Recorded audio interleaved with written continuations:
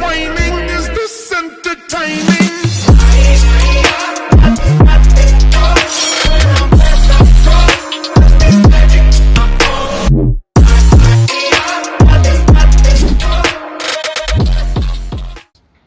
So first things first, we have the two main characters.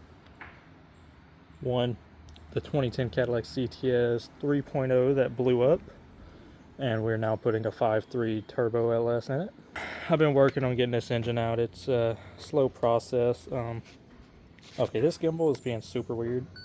Okay. There's like no room back in there. So it's been a pain, and I kind of started working on some other stuff temporarily to take a little break and then come back to it. And plus, we need to fix the Hyundai, and in order to sell it and get the money for the 5.3 and all the other little odds and ends we'll need. This was a pretty decent car. I don't know what happened, really. It only has 100-some thousand miles. But one day I was just driving home, and right at the bottom of my driveway, it did not go up anymore. And I didn't even know it turned off. I was like, oh, it turned off. Okay, weird, whatever, no big deal. Try to restart it. It sounded tight. So what we discovered is it jumped timing. Weird. And it's an interference engine. There's a video on it. There's metal in every single cylinder. Now, 2013 Hyundai Genesis 2.0 turbo 6-speed manual. We're working on the head gasket on it. We got it all tore apart. Well, hey, done a DIY machining of the head. The block was okay according to my straight edge. Hopefully my straight edge is actually straight. Yeah, there's a couple things why I stopped. Well, not that I just stopped working on it, but for one, it's been so hot, and I mean, like, it's insane. Two, there's some hard to get to bolts back here, and we now have to get those off because in the last video, it bounced off the power steering pump and went into the turbo down there. I think it's my 10 mil socket is down in there.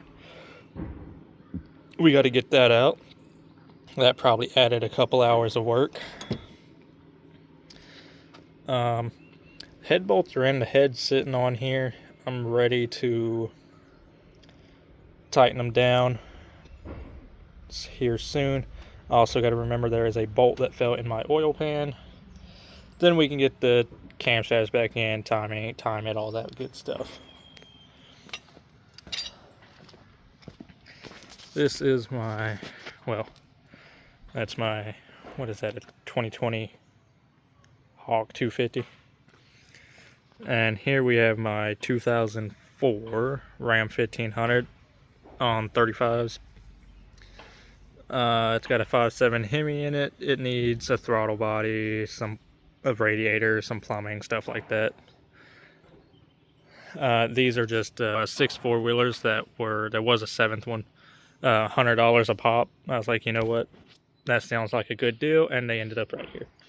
And I've only got that Arctic Cat to run, and then found out it had a bad head gasket, and now it's been rained in about 18 times. So, this runs at least. This runs, and my Durango runs. The two cheapest vehicles here, they run. Believe it or not, I actually have a plan for this as well, which is actually what I'm about to start working on, to get the diversity going for the channel, to show that I do everything. This was a parts car that we got from my sister's car that was stolen. 2014 Ford Fiesta. So I used all the parts off of this one. Had a bad, not really a bad title, just he signed the title in the wrong spot and didn't want to go apply for a new one. So I bought it for like $600. It had a bad head gasket, and I just swapped all the parts that she needed onto hers. Now here's my thing for this. We do some gaming. So here's my plan. If you've seen it, a racing sim using a real car, there's not much about it on YouTube besides like shorts and stuff. No one has really shown the process. So we're gonna do that. I already got the engine and all that stuff out of here. I'm thinking we cut right here. I think I want to keep this because this would be good support for the monitor stand. Cut here, cut here, cut here. Try and get as much weight as possible. Now to fit it in, most people would do this in their garage. I don't have a garage.